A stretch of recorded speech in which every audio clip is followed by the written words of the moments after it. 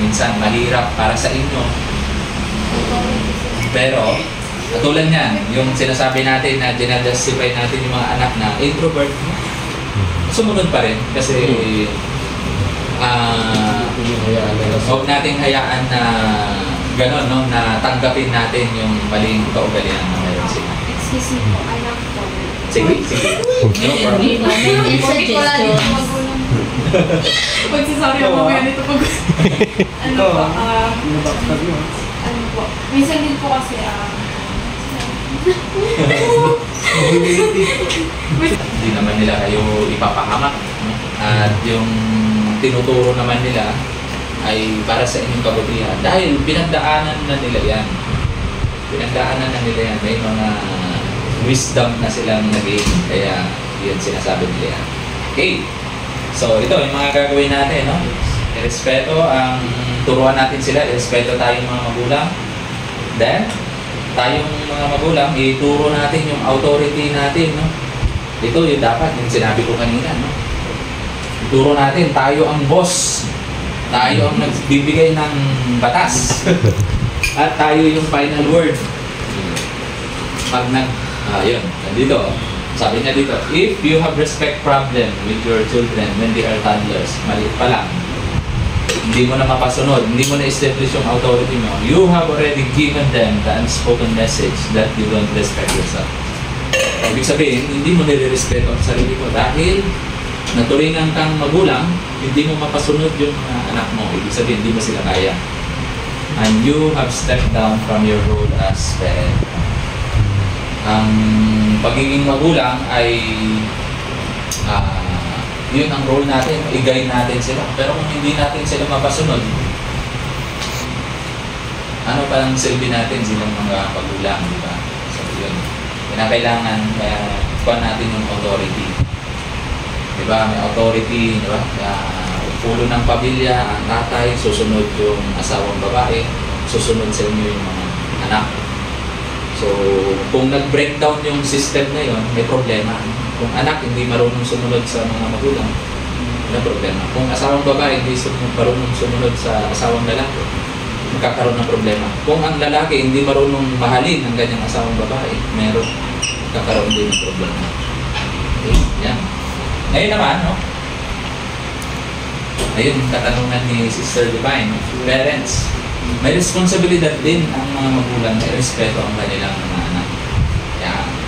Colossians 3:21 sabi doon, fathers, do not promote your children lest they become discouraged. Ayun. Anong ibig sabihin nitong Colossians 3:21?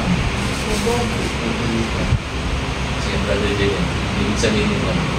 Hindi ka pagalitan ng mga anak mo. Oo. Huwag masyado pagalitan. Okay. Brother Dante. Huwag silang para bang hikayatin mo silang magalit ba yung yung dahilan bakit sila magalit mga pagalitan na natin sila pero control din dapat na hindi rin dahil sa ating galit sa kanila galit din sa atin galit sila imbitahan na magalit ba? Okay. Okay. Anong pagkakainin nyo, Brad? Calvin? Sobrang ma-feel inferior and frustrated. Do not break their spirit. Minsan, tayo mga magulang, may ganun tayong ugali. Ako ang batas. Ako ang batas sa bahay na ito. Kaya lang, sinusobrahan natin masyado yung halimbawa, yung punishment natin sa amin na may nangyayaring suicide yung mga bata. Pero ganun napagalitan lang naglalaslas sobrang suicide.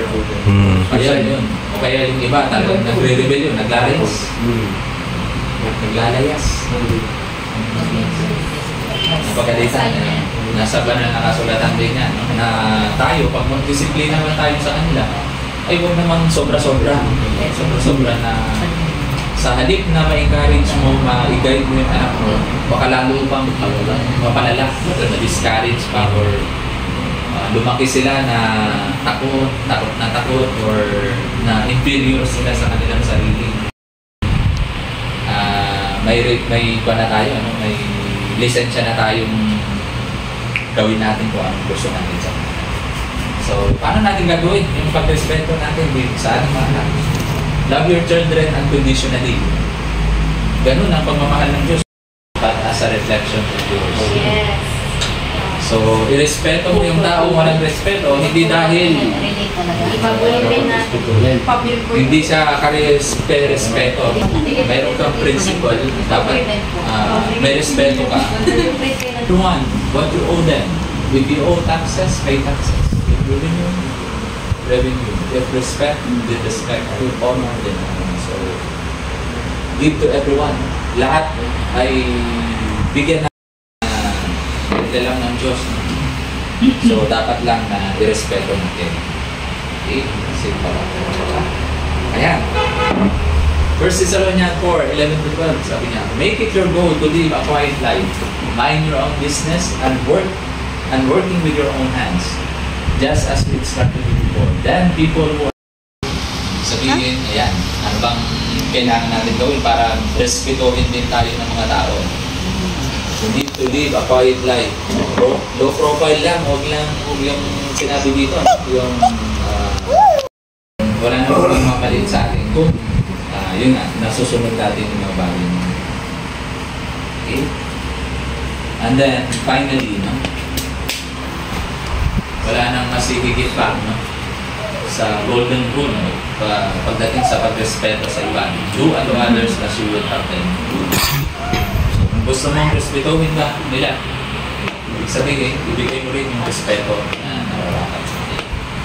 Kung gusto mong itrato ka nila ng maayos, dapat tratuhin mo rin sila. Ano naman yung hindi po, maninawag po kapag, kunwari po, example ko natin sa ito, na hindi niya po ako yung respeto. Parang hindi niya po nakikita sa may inisip mo po na, ay, nire-respeto. Pero, opo, Hindi sinusukli. Yes. O, hindi nakikita. Yun. Balik tayo doon sa pagdali. Gawin pa rin natin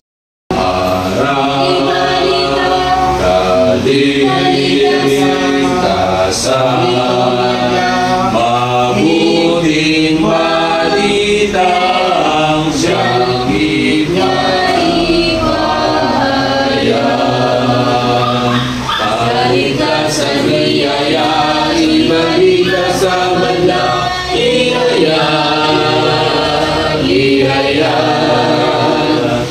mga tao'y tulungan dahil sa kaligtasan,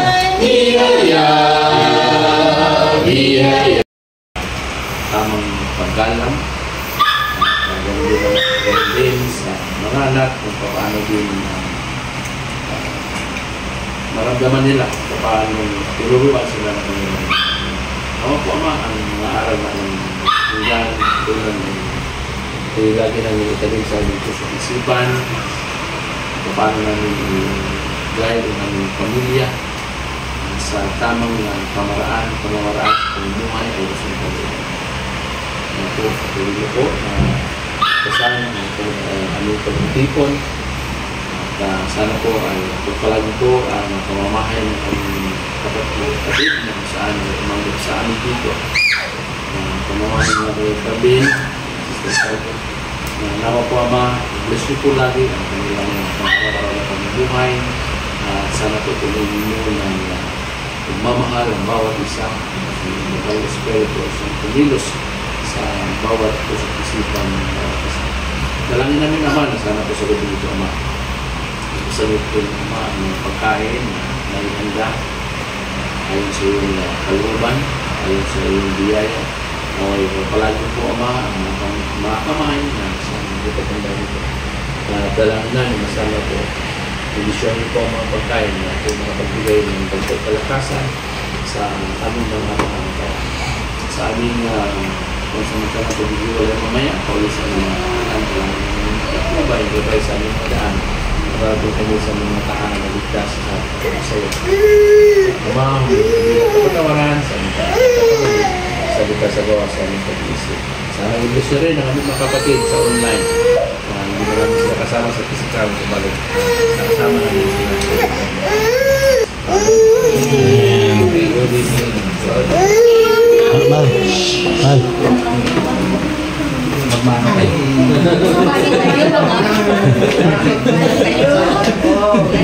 Alright, thank you.